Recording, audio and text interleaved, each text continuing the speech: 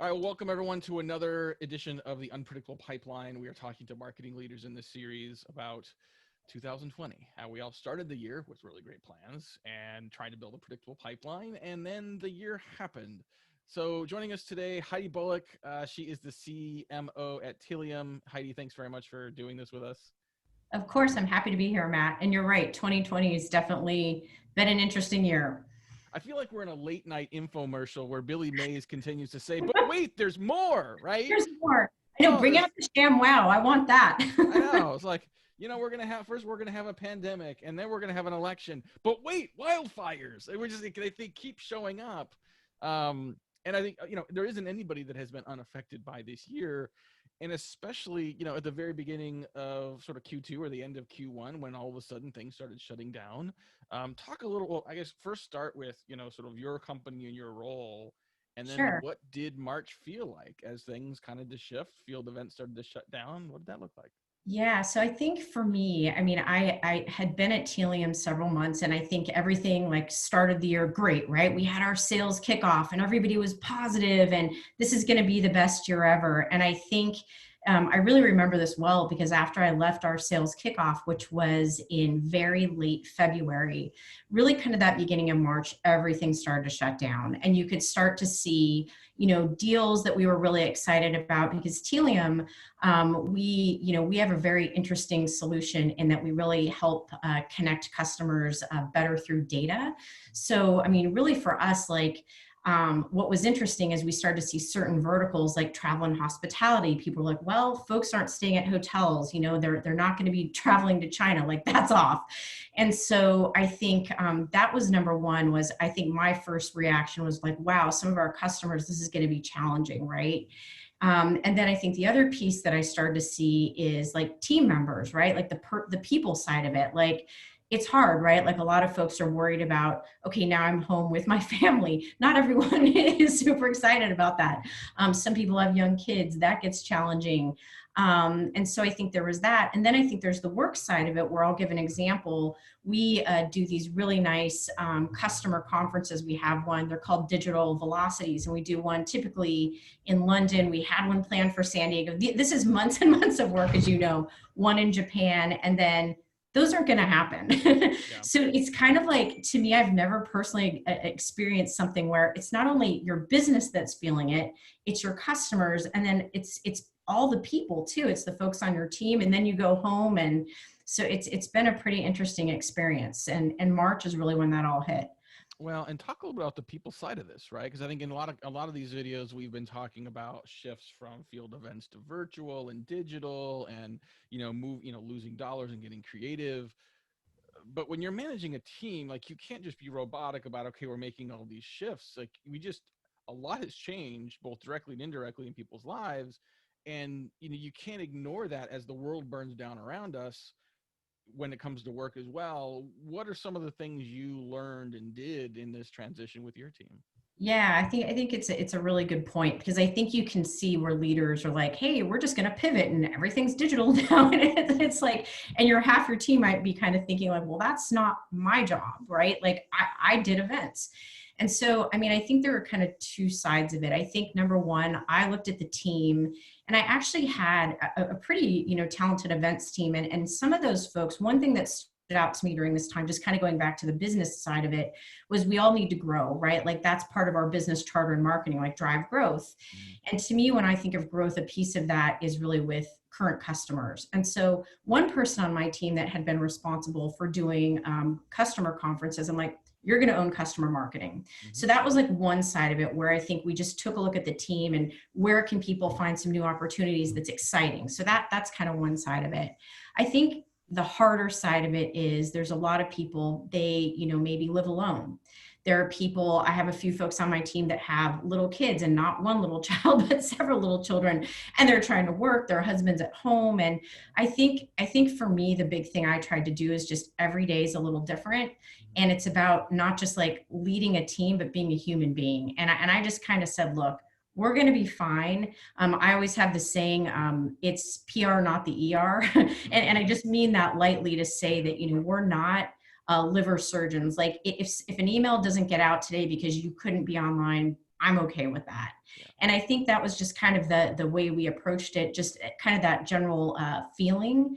And then I think we tried to do like, hey, we'll have a team lunch today. We'll just try to make this fun. And I'll tell you now, I think everyone's so over being on Zoom that we need to reinvent that again. But I think kind of the main thing that I've tried to do is just be a human first and foremost. And that's just in marketing and with the team. And I just really think this is clearly a marathon, not a sprint. Mm-hmm. I feel like 2020, like you just said, we've got fires in the Bay Area right now. We have COVID. There's already been bees. Like, what else? I'm waiting for a resurgence of bats. I don't know. So I think it's just kind of having that attitude of being flexible and, obviously clear with your teams, but people are going through a lot. Well, your employees are going through a lot. Your customers are going through a lot. Your prospects are going through a lot. If they've ghosted you on that proposal, if they've stopped responding to your emails, it can be for the same reasons that they're also in, shell shock, that they're Right. also trying to figure out how to keep their kids sane while doing virtual school. I mean, I think that there's a level of empathy and grace that has really helped a lot of people in a lot of contexts go through this year. And one of the things I think that has, one of the impacts I think that has in the long term is taking that long view of the game we're playing here, right? That Right. like, hey, listen, there are some people that just aren't going to buy this month. It's just not going to happen, no matter how much you push them, no matter how much behind you are on your number, because people aren't Right. hitting their number, right? I mean, and to not have some empathy with your team when they're not at full performance is never going. It's going to generate sort of bad blood that's going to extend far beyond any pandemic or any work from home or anything like that. So I think that, yes, in many cases, I think companies going back to their values and just reinvesting in relationships and like, what do my customers need? Whether it's your customers, your prospects, your employees, your vendors, like, how do we support each other through this? I think that makes us all stronger coming out of this as well. Whenever that is, Whenever that is, yeah. that'll be a big part of this. Are there things that have surprised you in the last few months that, either because you've been forced to pivot to them or because you've tested or innovated some things that you may not otherwise have done in a normal year when you followed your original plan?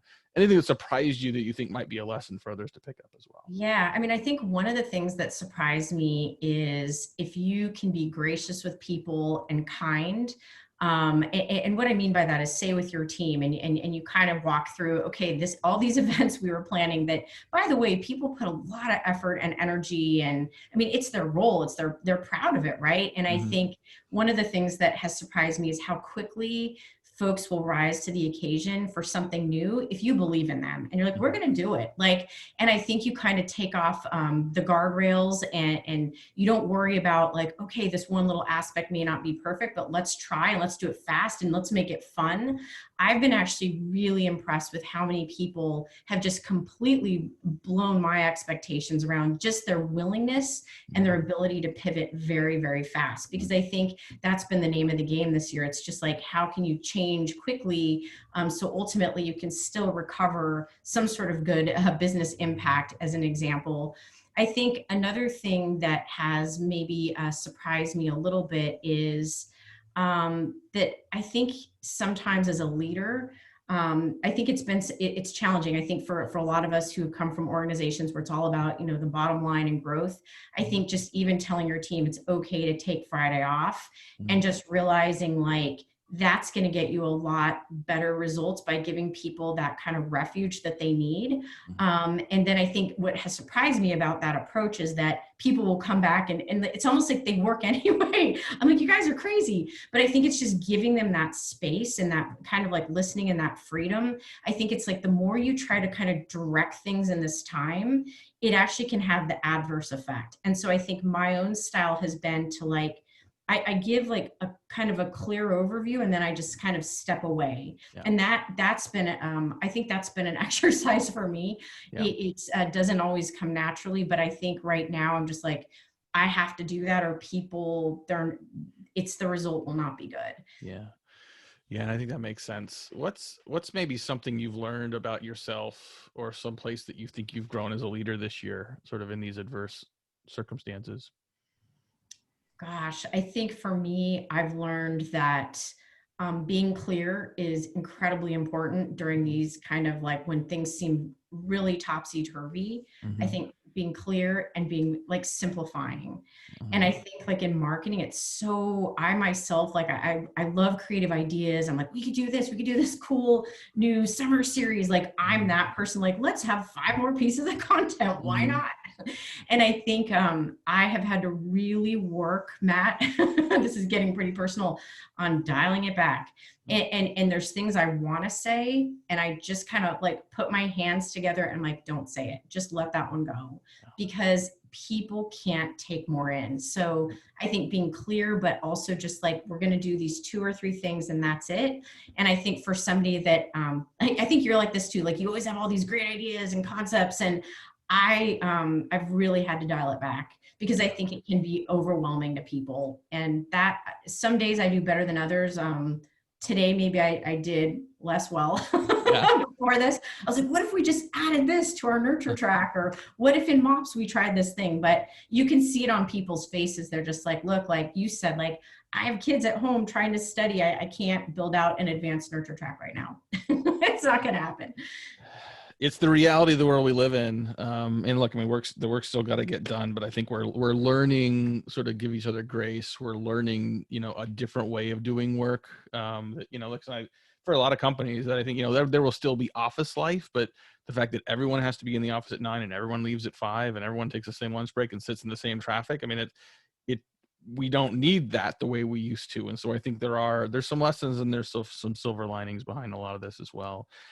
Last question for you.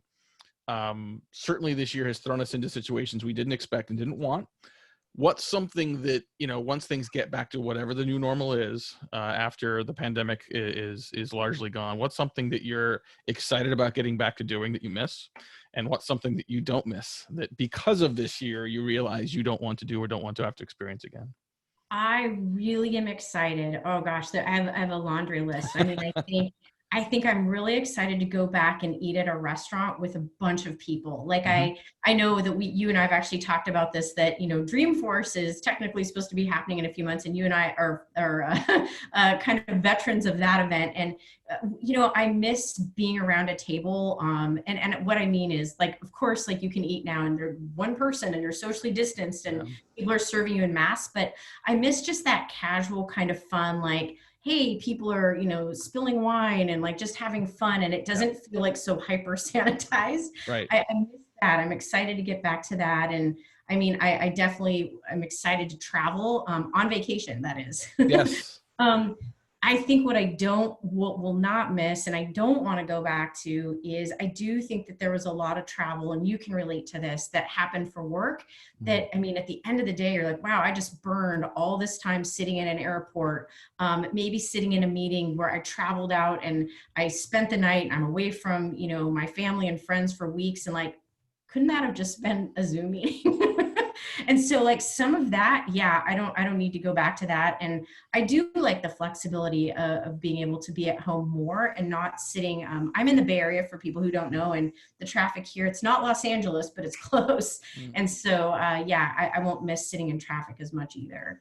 Yeah, I think that, business travel is going to come back and we're going to want to spend time. I mean, just like you said, like, for the same reason that we kind of miss, those business dinners at conferences, I think we're going to want to get back together and spend time together. It's how we're wired as humans. But there are some meetings where I think both sides will realize we don't have to, nor do we want to take the time and expense to make that trip. Like this is not ideal versus being actually together, but Right. versus, me doing this interview by having to get on a plane, bring a bunch of stuff and then do it and then come back versus like 20 minutes and we're done. Yeah. And you can Is there do an 5 more 80-20 of rule these. here that we're going to be more comfortable with and that we're going to be comfortable that the other parties are more comfortable with as well? I think we're going to get there. Yeah, I think so too. I think that's a really good thing. And one piece that I'd love to add, something I should have said earlier that I've noticed too, is that you just mentioned it. A lot of people, I think, depended on being in person to get things done. Mm-hmm. And I think like you see it a lot with sales teams. Yeah. And I think one thing that has really happened for a lot of folks is they've had to be a lot better at communicating not in person, right? So Mm-hmm. even just over email, like I think Mm-hmm. that that's something that a lot of people I've noticed gotten better at, because you have to, right? You can't just, oh, I'm going to just pop by your desk later, or I'm going to come hover by you when you're at the bathroom, which I don't like. happens to me too much. I got to go. If I'm standing there, I got to go. But anyway, yeah, I think that's something we'll see that's different. I think so too. Well, Heidi, I appreciate you doing this. Heidi Bullock, CMO of Tealium. Thank you very much for sharing a little bit of what it's been like to manage an unpredictable pipeline. Thanks, Matt.